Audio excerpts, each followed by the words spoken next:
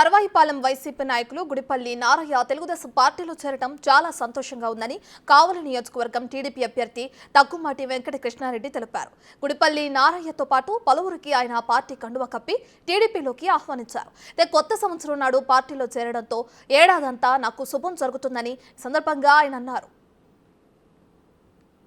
ఉగాది నాడు ఒక మంచి నాయకుడు, నిరంతరం కూడా ప్రజాసేవలో నిమగ్నమైన వ్యక్తి, ప్రజలకి సేవ చేయాలనే తపనటువంటి వ్యక్తి, నిరంతరం కూడా ప్రజల కోసం పరితపించేటువంటి వ్యక్తి గుడిపల్లి నారయ్య గారు ఈ రోజున వైసీపీని వీడి తెలుగుదేశంలో చేరినందుకు, ముఖ్యంగా ఉగాది పర్వదినం నాడు తెలుగుదేశంలో చేరినందుకు,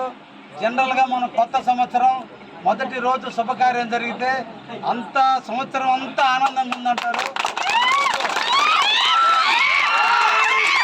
ఆయన ఈ రోజున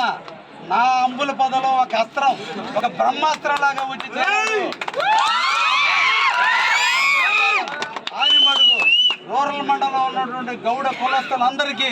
పెద్దగా ఎంతో మంది కుటుంబాలకి సహాయం చేసిన వ్యక్తిగా, సర్వాయిపాలెం గ్రామానికి 10 సంవత్సరాల పాటు సర్పంచ్గా సేవలు చేసిన వ్యక్తిగా